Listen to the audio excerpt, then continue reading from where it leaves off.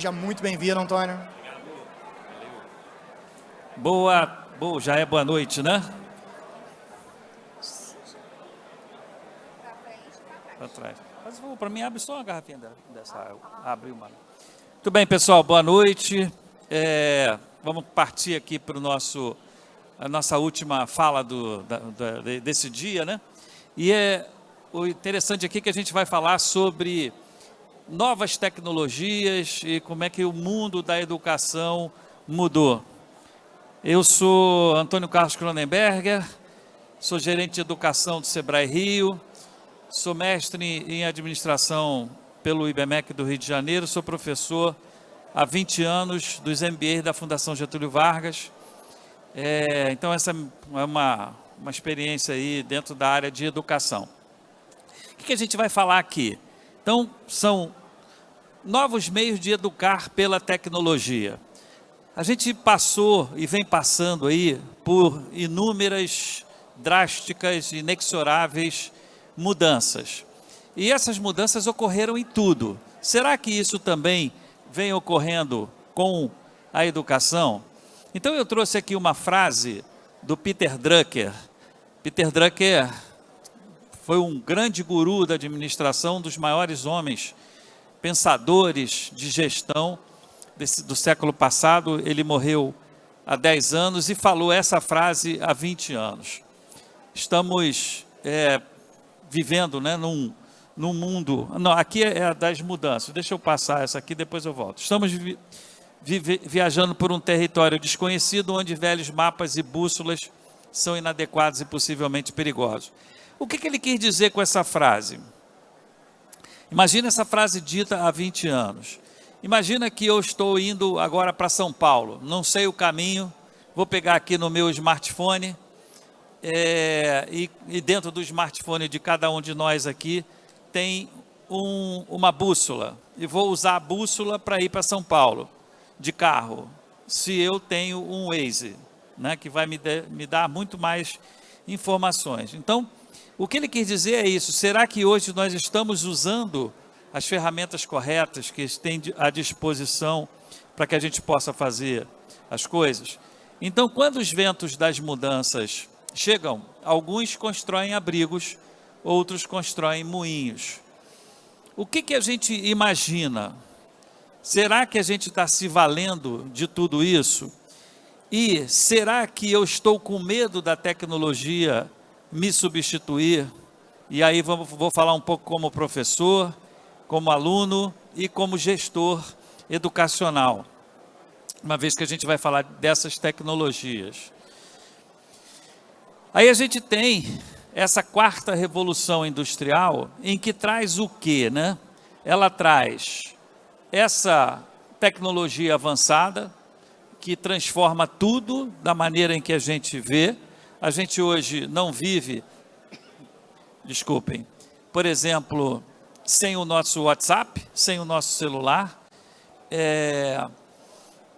Eu me lembro que quando eu sou professor, como eu falei, há muito tempo, e quando começou essa coisa do celular, a gente pedia para desligar o celular, desliga o celular. Hoje, muito pelo contrário, eu não posso, como professor, competir com esse celular. Eu tenho que agregar o celular, o quê? A minha aula. Então, usando para fazer pesquisas, quizzes, uma série de ferramentas que eu tenho dentro do celular e dentro do celular dos meus alunos, em que eu tenho que pedir, não, por favor, ligue o celular, entre aí no Menti, por exemplo.com, faça uma pesquisa imediata, alguma coisa, coloca um código, um QR Code na tela para ele assistir um vídeo na hora e que eu não preciso ter o vídeo aqui. Ou seja, tem uma série de maneiras em que eu tenho que agregar e não ir contra isso. A inteligência artificial. A metade desses slides eu fiz por inteligência artificial e não levou 20 segundos. Eu estou falando que não levou 20 segundos. Né? Propositalmente, eu coloquei lá, educar pelas novas tecnologias, gamaApp.com, de graça, você coloca o tema que você quer em português ele faz os slides para você. Depois eu só formatei para que ficasse todos com a minha cara aqui, né? Mas o texto, esse slide é do Gama, esse texto aqui é todo feito por inteligência artificial. Eu me lembro que há pouco tempo, quando começou a questão do ChatGPT, e eu conversando com alguns colegas professores lá na FGV, e alguns, não, agora eu vou dar trabalho para fazer escrito na mão na sala de aula, para ir contra o ChatGPT. Quer dizer, é de um pensamento tão passado que não faz o menor sentido. E aí um aluno falou para mim assim, professor, aquele trabalho de conclusão de curso, eu vou fazer todo pelo ChatGPT. Falei, ótimo, eu também consigo dar um Ctrl+C, Ctrl+V e saber tudo que foi o que você escreveu e o que você não foi. Não é? Então, a gente tem que agregar isso e saber fazer as perguntas corretas. Por quê? Porque não adianta, eu vi isso no Fórum Econômico Mundial, é o seguinte, se a pergunta que você faz, a resposta está no Google, você fez a pergunta errada. Então, que tipo de pergunta que eu estou fazendo? É uma pergunta avaliativa, em que eu só quero exatamente saber se a Alessandra sabe ou não quais são os 4 P's de marketing? Ou é uma pergunta de possibilidades, em que eu pego para a Alessandra e faço uma pergunta para ela criar um caso, resolver uma questão, usando os 4 P's de marketing? É completamente diferente. Então, o que vai substituir você não é a inteligência artificial. O que vai substituir você é quem sabe usar a inteligência artificial. É isso que a gente tem que pensar. Big Data, né? Então, quando a gente chega na inteligência artificial, a gente chega exatamente em função do Big Data. Porque tipo ChatGPT, né? Porque a inteligência artificial ela já existe há 20 anos, 30 anos. Aquela ideia do teu cartão de crédito, quando você faz uma compra que está diferente do seu padrão, em que o cartão ou te manda uma mensagem dizendo foi você mesmo, ou bloqueia, aquilo já era inteligência artificial há muito tempo.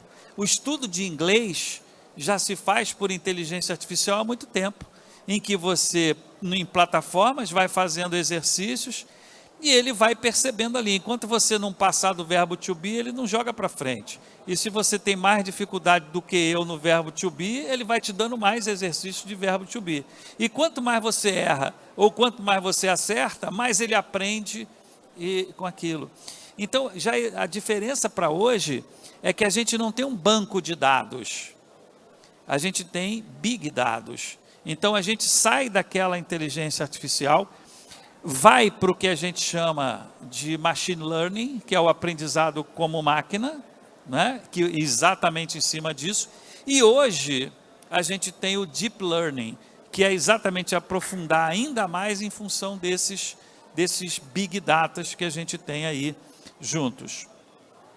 A questão da economia colaborativa, né? Então a gente consegue hoje um Google Forms da vida, para dar um exemplo bem simplório, em que você compartilha um artigo na nuvem ou um PPT na nuvem e aquilo fica participativo. Eu tenho um funcionário do Sebrae no Rio, o outro em São Paulo e outro em Porto Alegre, fazendo o mesmo, trabalhando no mesmo arquivo, né? E você com isso vai... Eu estou trazendo exemplos bem simples, que é para que a gente possa entender que isso não é coisa de outro mundo. E aqui, uma sala de aula. Essa sala de aula aqui é de 1600. Qual a diferença dessa para essa? Ou para essa que é atual? Ali, ó, tem um professor na frente, uns caras prestando atenção aqui na frente da sala, um dormindo lá atrás, um dormindo aqui, outros conversando lá. Isso aqui tem 500, 600 anos. Qual a diferença para a sala de aula de hoje? Nenhuma. Absolutamente nenhuma. Então, como é que você faz tudo pelo celular? Você compra, vende, namora, tudo. E você continua tendo a mesma sala de aula? Será que isso faz sentido? Então, quais são aqui, né? O que a gente tem que pensar? A tecnologia na educação traz, como qualquer coisa, desafios e oportunidades únicas para escolas, professores e gestores escolares. Como se adaptar nesse cenário? Vamos falar um pouco sobre isso. Então, eu trouxe aqui tipos de aula, né? Então, aqui é uma aula tradicional. Isso aqui é uma aula que eu estava dando, sou eu aqui, na Fundação Getúlio Vargas. Isso aqui é uma palestra que eu fiz recentemente lá em Natal, num congresso para 5.000 pessoas. Isso aqui é a apresentação de um artigo científico que eu apresentei num congresso ano passado em Portugal. Que tipo de aula você tem? A presencial, isso aqui é na Fundação Dom Cabral. A live, em que eu faço síncrono, eu estou dando aula aqui para todo esse pessoal. E o híbrido, aqui na FGV, observe que eu tenho um aluno aqui e tenho um aluno aqui. Então são todos exemplos de situações diferentes, alguns mediados por tecnologia, outros não. E o que a gente pode avançar nisso? Então o que mudou? A gente sai de uma visão tradicional, onde inovação era só tecnologia. Inovação é transformação social. A maneira como você dá crédito, a maneira como você atende um aluno, a maneira como você muda uma metodologia, é uma inovação. Lembra daquela época do vestibular que tinha aqueles cursinhos enormes e tinha um cara ensinando tabela periódica tocando violão? Aquilo é inovação. Que tecnologia tem isso? E quando você usa um caso, quando você usa uma metáfora, usa storytelling, conta uma história sua, tudo isso é inovação, em que não tem nada de tecnologia agregado ali. Recrutamento e seleção, você tem que ter encantamento e sedução. A competitividade é muito grande. Então, para você ficar com os melhores, tem que ser assim. Pessoas não são recursos, pessoas são pessoas. E aqui a gente está falando de aluno, de professor, de gestor, de pai de aluno, de todo mundo que está envolvido nesse ecossistema. E aí a gente fala de aprender a aprender. Todo mundo fala disso, aprender a aprender, aprender a aprender. Será que isso continua valendo? Continua. Só que eu tenho que aprender a desaprender também. Porque o que deu certo lá no passado, não obrigatoriamente dá certo agora. O que está dando certo agora, não obrigatoriamente vai dar certo no futuro. E se eu não desapego de paradigmas, dogmas, conceitos, aprendizados passados, eu não mudo. Lembra da última vez que você arrumou o seu armário de roupa? Eu peguei uma camisa, botei em cima da cama, vai para doação. Pega uma calça, bota em cima da cama, vai para doação. Pega um sapato, vai para doação. Daqui a pouco eu olho para a camisa, não, eu vou emagrecer. Aí eu pego a camisa de volta. Ah, essa moda vai voltar, aí eu pego a calça de volta. Eu não desapego de uma roupa velha, que dirá do que eu aprendi na minha escola, na minha família, na minha igreja, no meu trabalho. Então a gente precisa aprender, a desaprender, a reaprender, a desaprender de novo e não ficar preso em dogmas, em paradigmas em que não fazem mais sentido. O que mudou pensando em liderança? O líder, ele era muito averso a risco, hoje ele é provocador e disruptivo. Eu vou mostrar para vocês daqui a pouco uma lâmina. Eu tenho 60 anos, trabalho no IBMEC, cuido no Sebrae, sou professor do IBMEC também, e cuido da parte de educação. No ano passado, a gente lançou mais de 1.000 horas em tecnologias para alunos desde o primeiro ano do ensino fundamental até a pós-graduação, chegando até o metaverso. A gente vai mostrar dentro do Sebrae. E aí? Eu podia falar, pô, isso aí não deu certo, não é assim. Então a gente tem que sair disso. Sai desse pensamento linear e vai para um pensamento ambidestro, é quantitativo e qualitativo. Sai desse baixo repertório de futuro e tecnologia e a gente tem que ser alfabetizado em futuro e tecnologia. Faz parte da nossa vida. Lidera pessoas? Não, vamos liderar as comunidades. benefício para a empresa, para a escola, não, é consciência de impacto. O que a gente está impactando na vida das pessoas e nas comunidades? E aí sai desse apego nostálgico e chega aonde? Nesse desapego do produto. E quando a gente fala de mudança, que é o que a gente está falando aqui, aí a gente tem 3 Cs que fazem a gente mudar. O primeiro deles é a conscientização. Pô, eu estou consciente e conscientizado de que eu tenho que aprender isso, que eu tenho que mudar, que isso não dá certo. A diferença de consciência para conscientização. 100% dos médicos são conscientes de que fumar faz mal à saúde. A metade deles fumam, não estão conscientizados, né? Então, conscientização é a consciência mais a ação. Então, essa é a melhor maneira da gente fazer. O segundo C, é pela conveniência. Pô, é conveniente para mim usar o WhatsApp. É conveniente para mim aprender inteligência artificial. É conveniente para mim isso. Isso também é válido. Agora, o pior é esse C, que é pelo constrangimento, né? Pô, eu não sei fazer isso, olha o mico que eu estou pagando. O constrangimento a gente aprende também, para que a gente não passe vergonha de novo. Então, qual é a importância da tecnologia na educação? Ela tem desempenhado um papel fundamental na educação e transformando a forma como ensinamos e como aprendemos. Então, vamos falar sobre isso. Primeiro, realidade virtual, né? Então, que transcende até o metaverso. Então, os alunos podem explorar lugares inacessíveis e vivenciar experiências imersivas. Isso a gente usa, no Sebrae a gente tem, para ensinar educação empreendedora para o menino de 5 anos de idade até a pós-graduação. Plataformas de ensino online, a gente tem uma série delas, né? E de tudo, ligado ao ensino de línguas, para ensinar Excel, para tudo, né?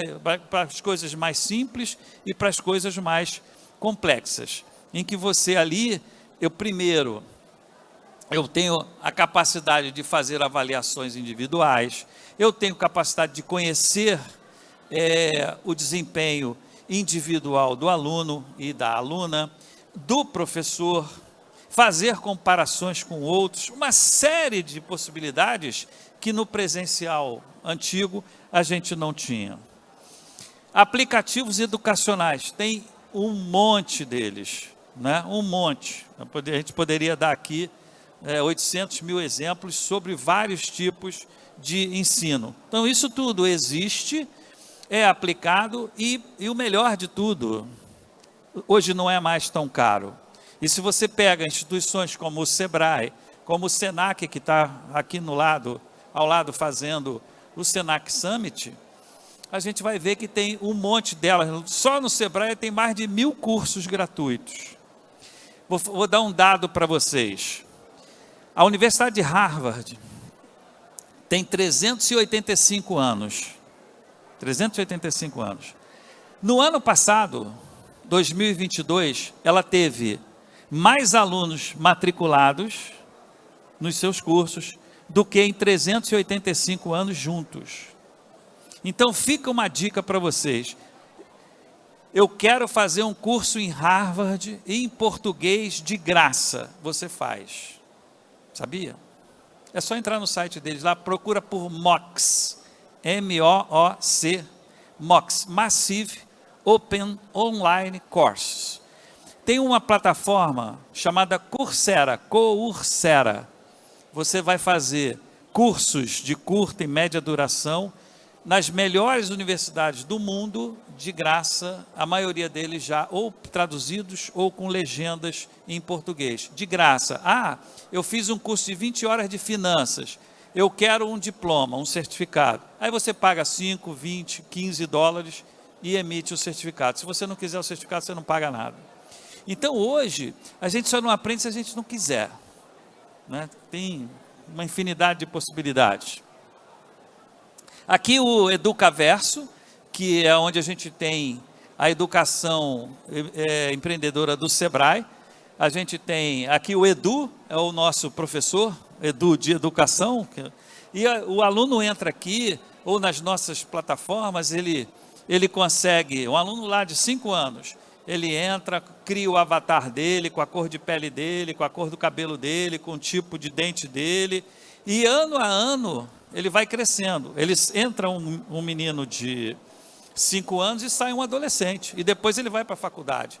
Aí vai criando barba, vai engordando, emagrecendo, mudando um tipo de roupa e vai por aí afora.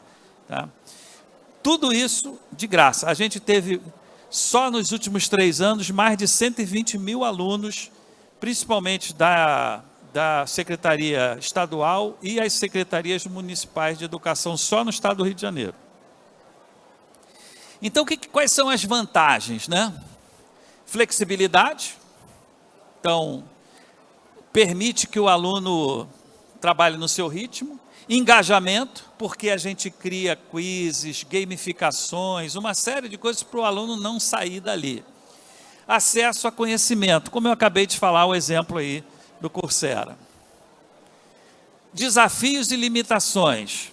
O que é ruim para mim? Por exemplo, eu dependo de uma infraestrutura adequada. Algumas escolas não têm essa tecnologia e a gente está no Brasil. Não estou falando mal do Brasil, muito pelo contrário.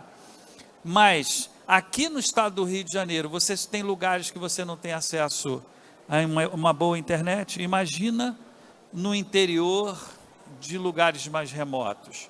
Então a gente precisa de uma internet boa, né? E a gente precisa que o aluno tenha esse equipamento. A gente sabe que a realidade nossa, a gente viu na pandemia, quantos alunos saindo de casa, esperando a mãe voltar do trabalho para usar o celular dela de noite para estudar. Né? Então isso é um desafio grande. Capacitar os professores que são reativos. Eu nasci assim, síndrome de Gabriela. Eu nasci assim, eu cresci assim, eu sou assim, eu fui assim, e não querem mudar. E aqui a questão do digital divide, né? Os alunos não têm acesso a dispositivos ou internet que ficam em desvantagem. É o que eu acabei de falar, que você tem que dividir lá com os familiares. Formas de resolver esse problema. A gente tem que ter um investimento em infraestrutura, então isso tem que ser uma política de Estado, não uma política de governo, em que cada vez que muda um governo muda tudo. Não, tem que ser continuado. A gente tem que ter uma formação continuada dos professores. Por exemplo, no Sebrae, a gente tem mais de 200 horas de formação dos professores gratuitas em educação empreendedora, que é o nosso foco, logicamente, e programas de inclusão digital. Uma vez eu estive participando de um workshop que tinha algumas pessoas do governo, e aí o Eduardo Paes, o nosso prefeito, falou que a economia da praia aqui do Rio é de 5 bilhões por ano, informal. Hoje você vai tomar um mate na praia, ele aceita Pix, aliás, ele prefere o Pix. Mas o que esse vendedor tem que ter? Ele tem que ter uma conta digital, ele tem que ter um smartphone e ele tem que ter internet. A internet ele rouba do hotel, da praia. A conta é da tia, da avó, não sei o quê, porque ele não tem o CPF. E o equipamento, ele também é precário. Então, se houver efetivamente uma política de botar a internet onde tem que ter, de subsidiar contas digitais para essas pessoas, e até mesmo subsidiar os equipamentos, isso tem um crescimento enorme. Falta, a gente sabe o que fazer, falta vontade de fazer. Aqui, quais são alguns casos de sucesso, né, de educação tecnológica? Então, a sala de aula invertida, em que você manda o material, ele estuda, ele já assiste vídeo, já faz quiz, e vem para a sala para discutir e fazer as perguntas, e não para estudar. E ali você faz uma mediação. Essa colaboração global que eu acabei de falar, então, você entra, por exemplo, vou dar um outro exemplo para vocês. Tem uma plataforma que chama Empower, de empoderar. Empower.com. Eu quero estudar inglês. você vai pagar, se eu não me engano, 19 ou 29 reais por mês. Aí, como é seu nome? O seu? Ricardo. Aí o Ricardo, quero tá lá estudando. Aí você entra lá, Ricardo, quero falar sobre fotografia hoje. Aí você coloca lá, fotografia, papapá. Vai aparecer um cara lá do outro lado do mundo, em que vai conversar meia hora com você sobre fotografia, corrigindo o teu inglês. Ó, você errou na preposição, não sei. Agora, como é o seu nome? Eduardo. O Eduardo quer conversar sobre carros. Falar sobre carros. Então, isso você vai pegando sotaques diferentes. 19 ou 29 reais por mês. 24 horas você fala, sabe? Então, isso é essa tal dessa colaboração. E a gamificação, em que você vai dando premiações para que essas pessoas vão continuando engajadas. E premiação é o quê? É uma estrelinha, uma série de coisas que você vai fazendo. Muito bem, então caminhando aqui para o nosso final, né? A gente tem pouco tempo, então por isso que eu não consigo me aprofundar muito em cada uma dessas coisas, mas é que a gente efetivamente conheça e saiba o quão transformadora é a tecnologia também para a educação. E sempre com aquela ideia, ela não vai substituir o professor. Ela vai substituir aquele que não sabe usar aquilo. No meio da pandemia, como eu falei, eu sou professor na FGV, a gente viaja dando aula presencial. E eu tinha dado aula em Blumenau. Um fim de semana tinha que voltar 15 dias depois para terminar a aula, aqueles MBAs de 15 dias. Acabou, aí no meio fechou tudo. A segunda aula, foi um mês depois, a gente já deu pelo Zoom, no presencial online, mediado por tecnologia. Somos mais ou menos 300, 400 professores na FGV aqui. A metade falou, não, eu vou esperar a pandemia passar. E nunca mais voltaram, né? Porque nesse meio tempo você precisa de outro, chama quem entra e... Então, assim, a gente tem que mudar junto. Que não seja pelo constrangimento. Então, finalizando. A educação tecnológica oferece oportunidades incríveis para o desenvolvimento dos alunos, preparando-os para esse futuro, inclusive fazendo com que eles adotem essas tecnologias. A tecnologia tem proporcionado acesso amplo ao conhecimento, incentivando a colaboração e a criatividade e o conhecimento dos alunos. E aí não existe, qual é a melhor maneira? Como é que a gente faz isso? Não existe um modelo perfeitamente correto a ser seguido. Você e sua escola possuem características únicas. Descubra onde você é bom, onde você é muito bom, onde você é bom pra caramba.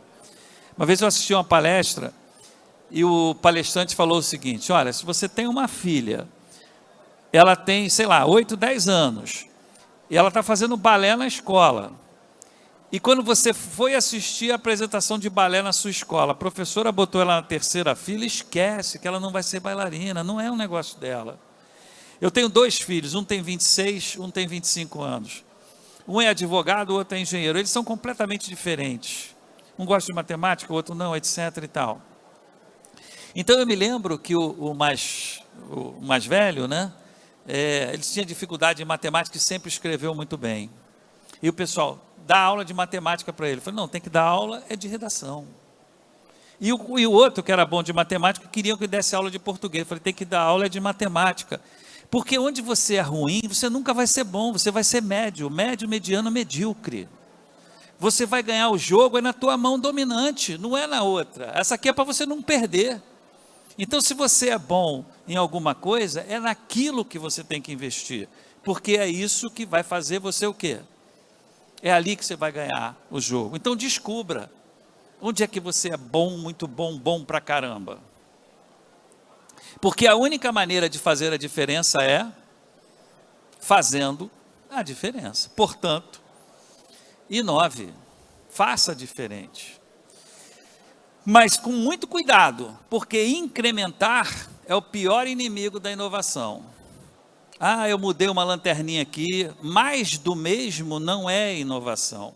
é incrementação, que também não tem nada de errado, né? Mas só não pode dizer que aquilo é disruptivo. O Uber foi disruptivo. O 99 foi evolutivo. Ele pegou o Uber, pegou o táxi e juntou tudo. Aí você vai para o Cabify, ele foi de nicho. Ele foi, vou pegar aqui pessoas com poder. Isso não é inovação, isso é evolução da inovação. A improvisação é inaceitável na nossa vida, na nossa escola, nas nossas aulas. Aquela arapuca ali vai resolver um problema pontual, mas aquilo não se sustenta. E o tombo lá de cima é grande. E, fechando, eu queria falar para vocês, a gente falou um monte aqui de mudanças, né? Mudanças. Mas tem algumas coisas que não vão mudar. Daqui 100 anos, essas 4 coisas que a gente vai ver, ainda vão estar valendo. Então a gente tem aqui o Hamilton. O Hamilton, o segundo, junto com Schumacher, o maior campeão, 9 vezes campeão de Fórmula 1. Ele disputou 320 corridas, ganhou quase 100, quase 1/3. Né? O que o Hamilton tem que a gente tem que ter? Está comparando. Compara com a gente também. Primeira coisa é máquina. Tem que ter equipamento. Eu vinha para cá agora no Uber, um calor danado, e eu pedi para o cara, você não vai ligar o ar? Não, o senhor pegou o Uber VIP, não é o Comfort. Eu falei, não estou falando por mim, eu estou falando por você. Você que fica aqui o dia inteiro. Né? É o teu escritório, é a tua coisa. Você tem que ter o melhor equipamento para você. Tenha o que você puder de melhor, mas tenha. Você tem que ter time, ninguém faz nada sozinho. O Hamilton ganha, quantas corridas ele ganha no box que o cara leva 2 segundos para trocar 4 pneus? E que o engenheiro fala, entra agora, entra depois, faz isso, faz aquilo.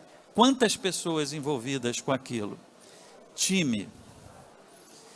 Preparo.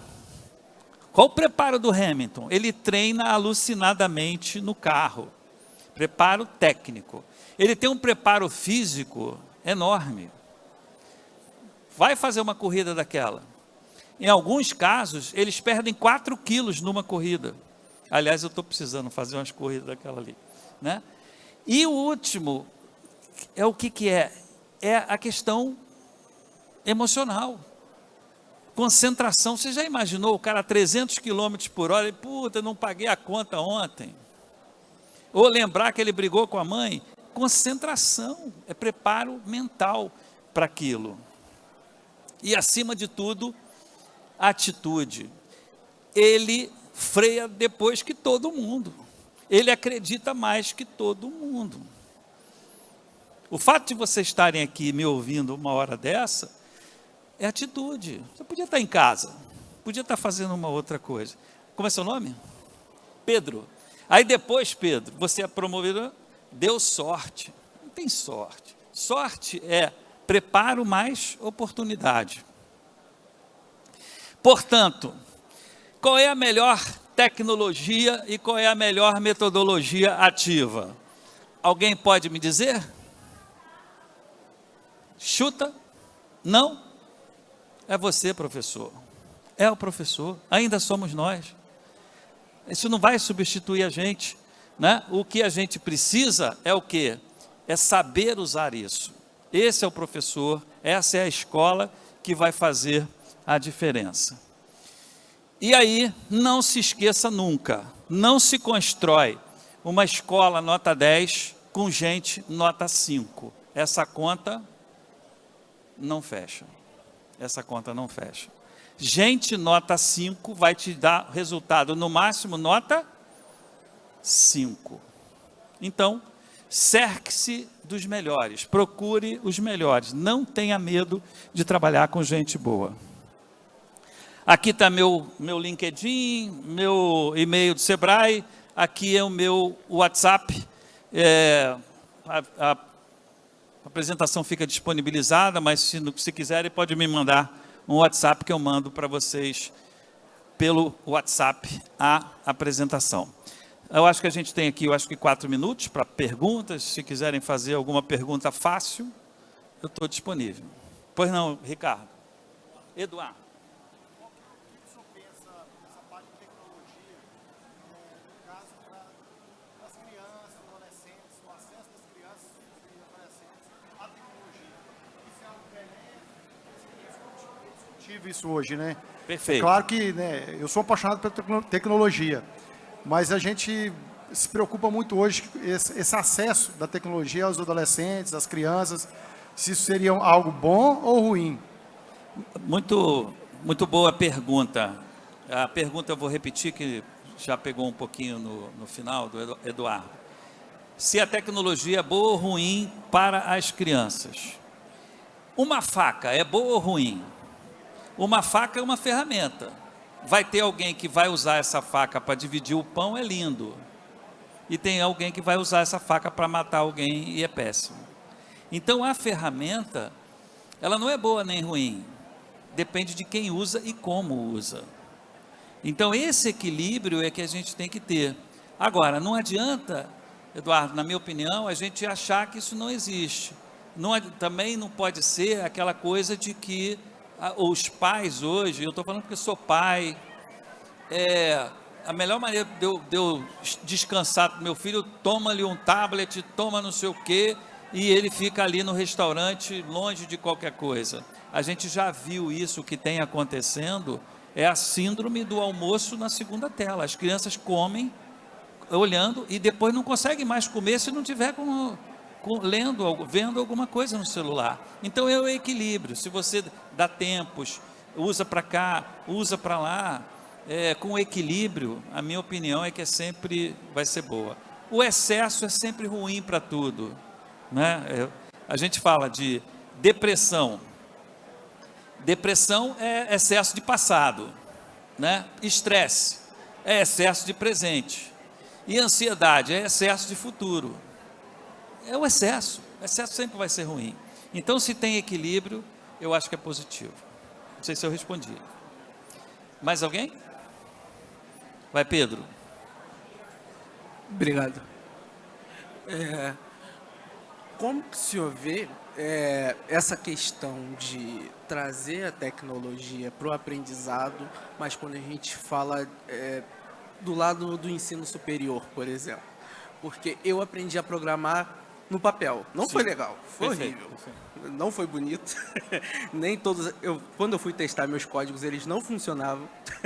Então, hoje em dia, eu sei que já tem universidades que adotaram de botar os estudantes para utilizarem máquinas, mas tem muitas que ainda resistem, acham que a melhor maneira é assim, e ao mesmo tempo muitos se desconectam. Eu percebi há anos atrás, quando eu estava na faculdade, o pessoal gostava de mexer no WhatsApp, Instagram, mas ninguém queria perder o tempo escrevendo código em papel. Perfeito.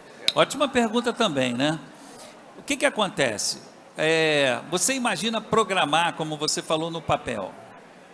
Depois, como é que você testa aquilo? Agora, se você já programa direto numa máquina, aquilo é automático. E você pode, inclusive, fazer essa programação colaborativa testando na mesma hora. Então, assim, esse é o tipo do exemplo, falando de programação, que é infinitamente melhor você fazer com tecnologia do que fazer no papel. É aquela história, não vamos mais usar máquina... a máquina de somar, né, calculadora, porque as pessoas não vão aprender a fazer conta. E para que precisa fazer conta? Será que a gente pergunta isso? Você quer ver um exemplo? No ensino superior, seja no que for, já acabou o tempo. A prova, como é que é a prova? É uma prova que ela vai medir a sua capacidade de memorizar, ela é individual e sem consulta. Aí a gente fala o tempo inteiro que tem que trabalhar em equipe, aí depois eu dou uma prova individual, sem consulta, para medir a capacidade de memorizar. Eu não sei nem o telefone da minha mãe, nem ela sabe o meu, não preciso mais saber. Eu preciso procurar ele na agenda do celular. A cola tinha que ser estimulada. Escola é colaboração, vamos fazer todo mundo junto, porque a vida é assim. Como é seu nome?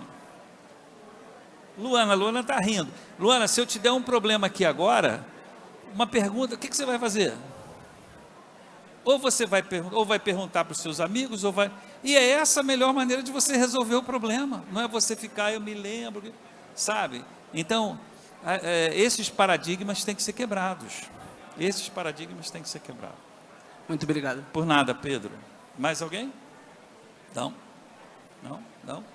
Então, mais uma vez, pessoal, muito obrigado. Está aqui os meus contatos, saúde, paz, felicidade. Obrigado aí a todo mundo. Valeu, tchau, tchau.